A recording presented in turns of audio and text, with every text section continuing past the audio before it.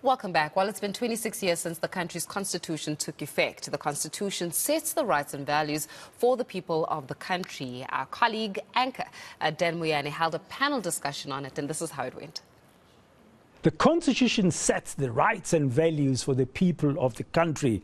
To discuss the significance of this milestone and the performance of the Constitution 26 years later, I'm joined in studio by Advocate Tshediso Tipanyane, Chairperson of the Southern African Institute for Responsive and Accountable Governance, SIRAG for short, and Vali Musa. Musa was one of the architects of the Constitution. He also served for some time as Minister of Constitutional Development under President Nelson Mandela. He was also a leader, of course, of the Mass Democratic Movement. Currently, he's also the chairperson of the Constitution Hill Trust. Advocate and Mr. Musa, I don't know if it's Dr. Musa. I'm just double checking because now and again we find out that people are honored with doctorates, and out of respect we have to recognize that. Welcome and thank you very much for your time. I'm going to start with you, Mr. Musa, as we discuss the significance of the 26th anniversary milestone and you look back at the trajectory traveled so far by our Constitution. In your view, how has it performed?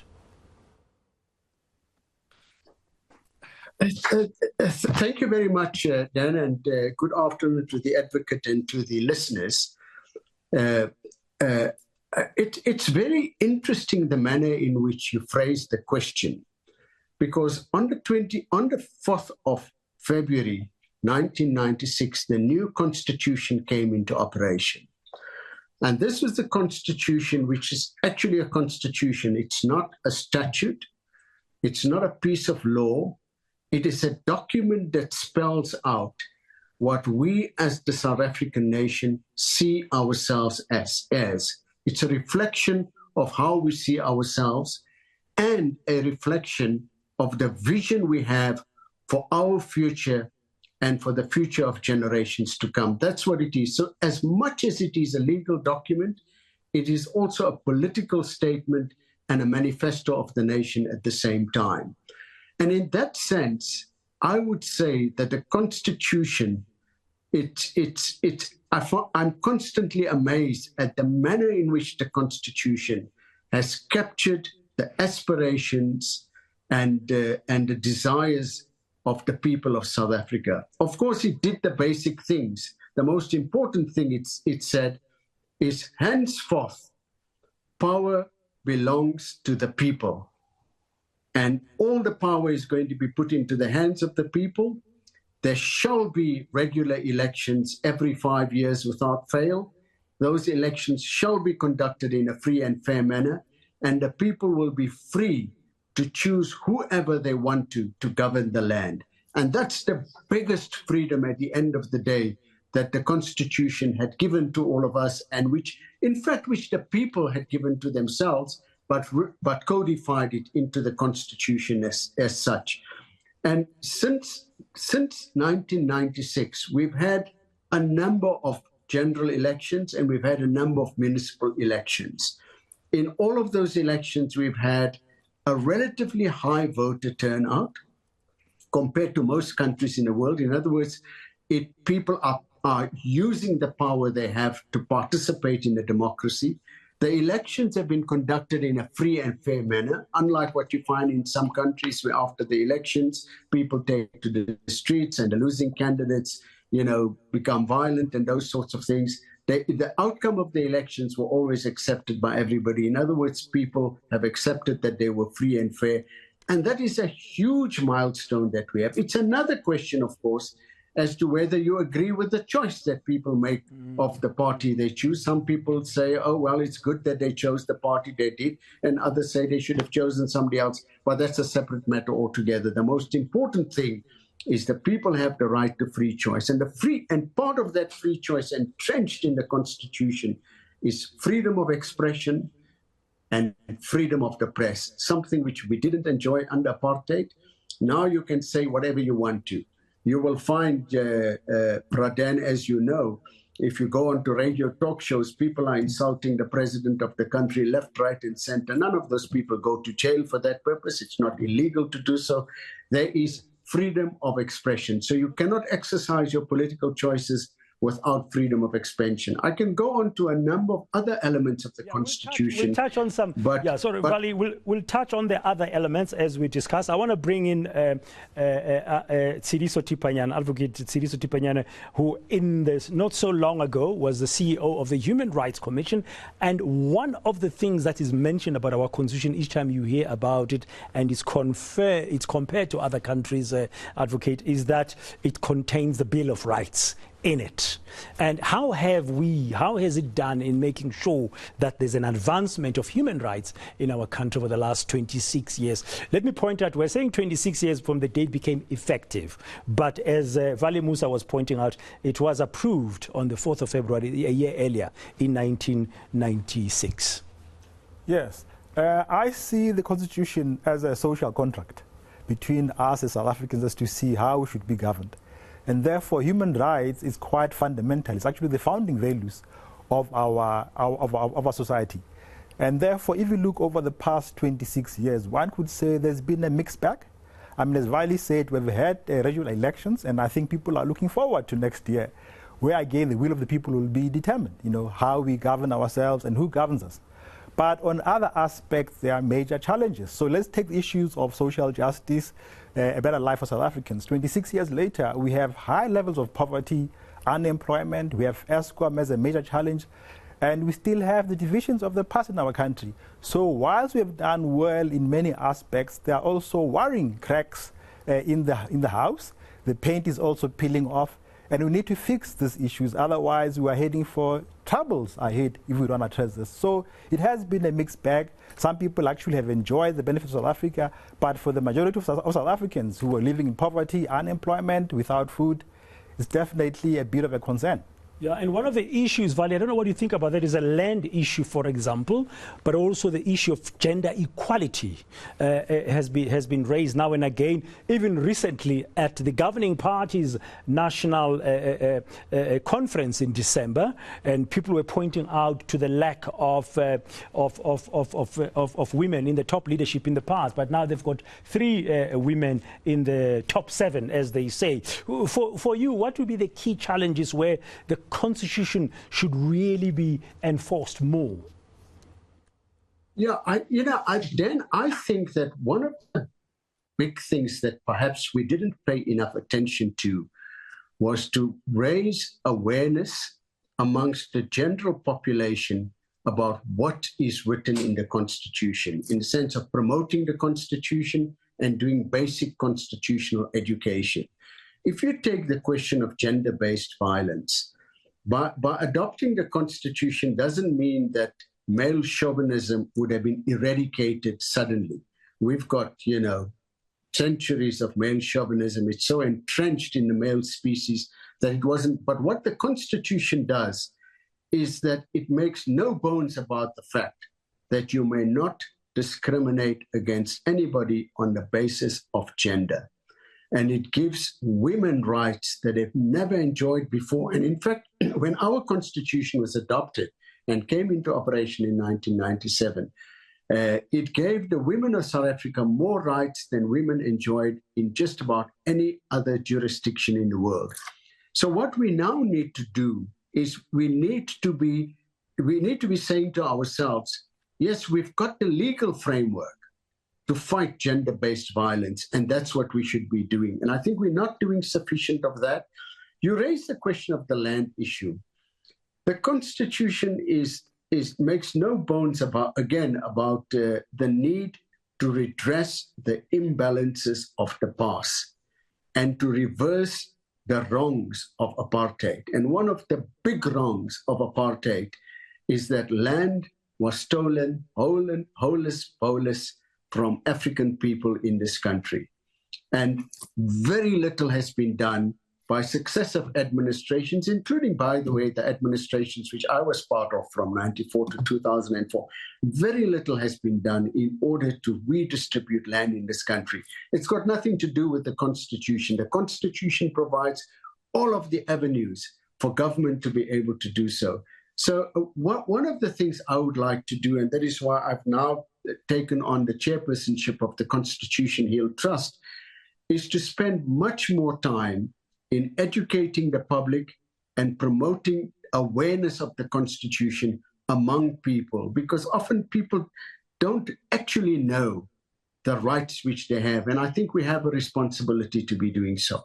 Yeah, and besides you in the Constitutional Hill Trust, I would think organs like the Human Rights Commission and others, the Department of Justice advocate, should be promoting and through civic education the Constitution. No, certainly. I mean, one of the founding principles is the will of the people determining government. So we need to get more of our people involved in matters of governance. And that's why, for example, now we're fighting this issue of corruption and abuse of power, as well as the victimization of whistleblowers. Because, we need to get our people more involved to fight corruption. And I think corruption is one of the biggest threats to our democracy. It actually undermines our ability to basically deliver on the Constitution. And therefore, if we get more involved, definitely we could have a better future. And we could actually paint the house and fill the cracks in the house. Yeah. Vali says that the problem is not the Constitution, for example, when it comes to certain aspects of our lives like land. It's in implementation. Do you think our lawmakers, our executive government people are really committed to the Constitution from what we are seeing? I mean, we've got high levels of poverty, as you've said. Currently, inequality in South Africa has grown and grown in the last 29 years. They say actions speak louder than words. So even to look at the actions, you want to start actually questioning that level of commitment. We can't, 26 years later, have these high levels of poverty. Look at the land issue, which Vali is saying. Many black South Africans don't have land, and land was taken from black people through force.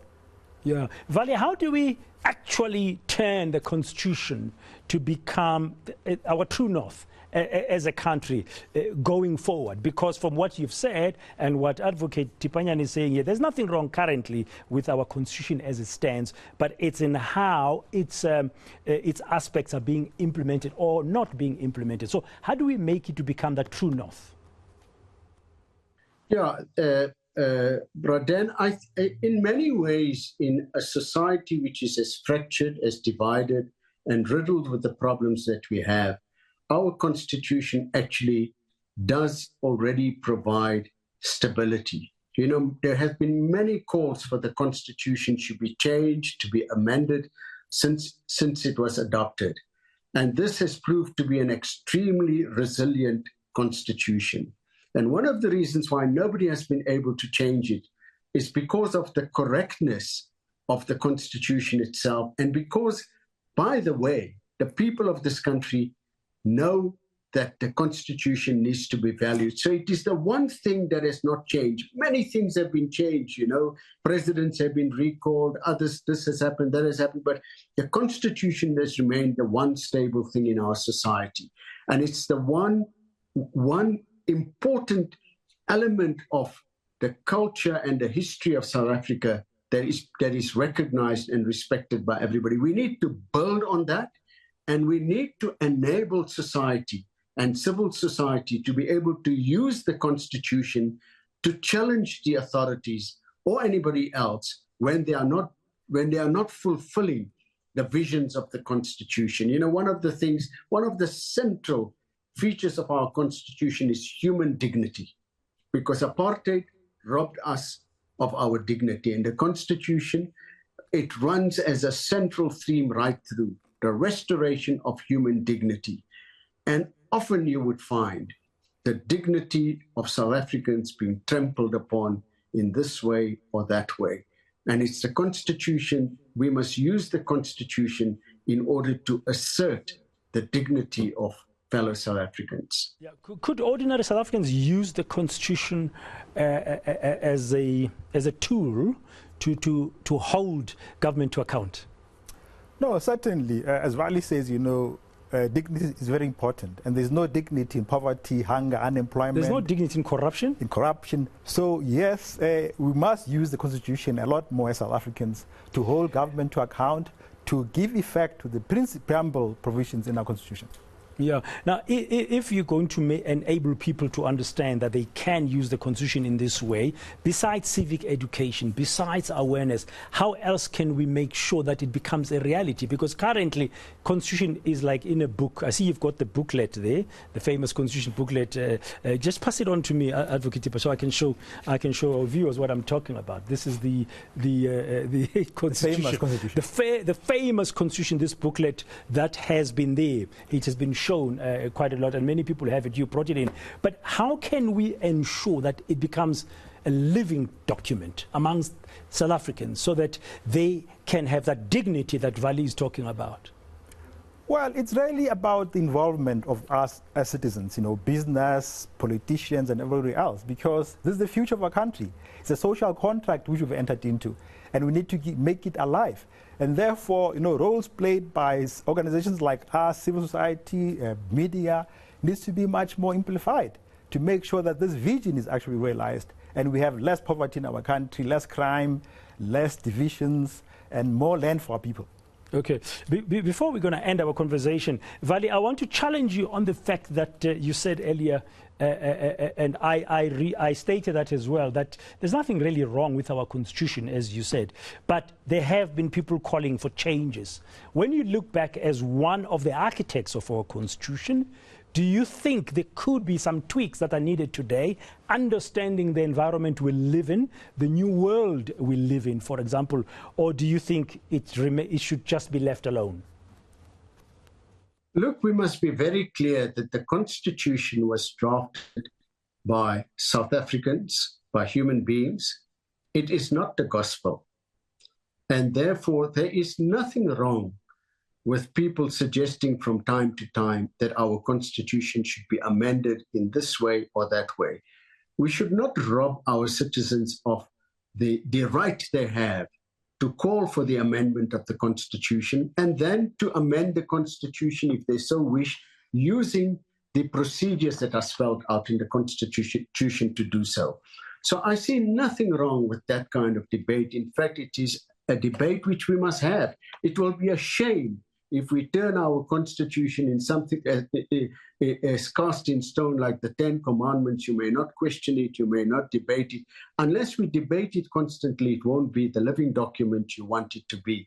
So in all those debates, nobody has said, throw out the Constitution, overthrow the Constitution, overthrow the democratic system. Nobody has said that. People have called for the amendment to the Constitution, and that, frankly, is the way it should be done. You may not like the amendments they want to make, but they have the right to argue for it, campaign for it, and if they convince society that it should be changed, then it could be changed. So we are very fortunate. In many other new democratic countries that have not had experience of democracy like us, very quickly you find that the Constitution actually gets overthrown.